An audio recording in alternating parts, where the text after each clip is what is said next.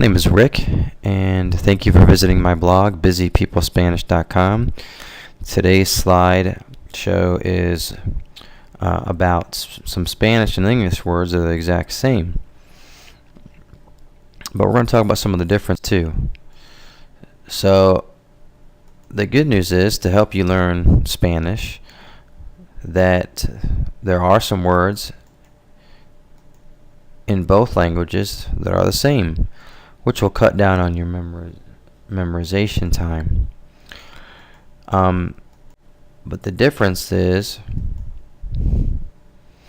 that the pronunciation is not the same. It is different.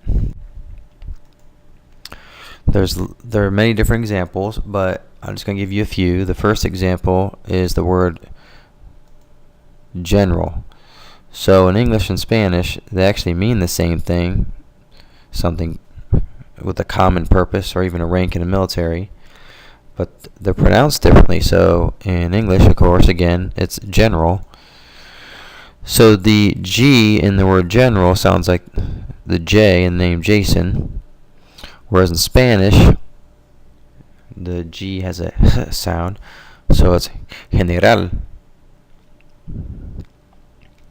The other difference here would be that the syllables are different. So the stress in the English word is in the first syllable, not to mention there's really only two syllables.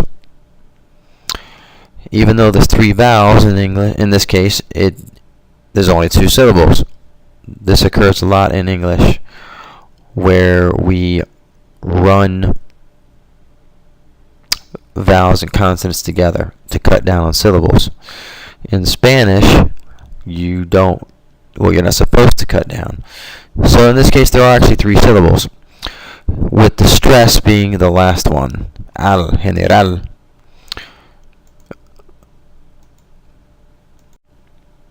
The next example is the word color. So again, in English and Spanish, it's the same meaning. But, once again, the pronunciation is different. So in English, color, that first O is more or less a lazy O that sounds like a U, a short U. And the syllables on the first, the intonations on the first syllable, color. Where in Spanish, both the O's are the same sound, O, color, and the syllable at the end is stressed, not the first, like in the word in English. So I'm going to give you the list of the words that I have for this slideshow. Please keep in mind there are a lot more, but more or less the purpose of this slide is to give you some confidence that you won't have to memorize as many words as you thought, that there are enough similarities between the two languages that will help you accelerate your learning. So for the first word, we have chocolate. Of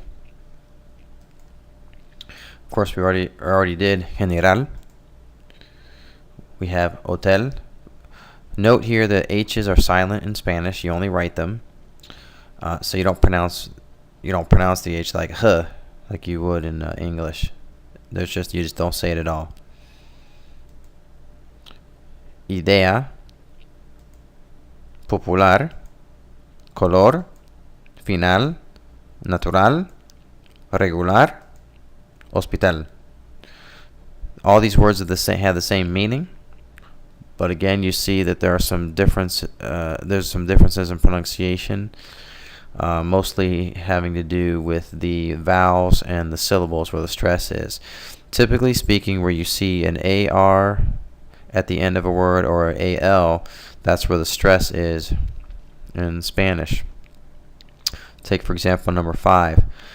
In English, it's popular, so the stress is on the first syllable, whereas in Spanish, it's the last syllable, popular.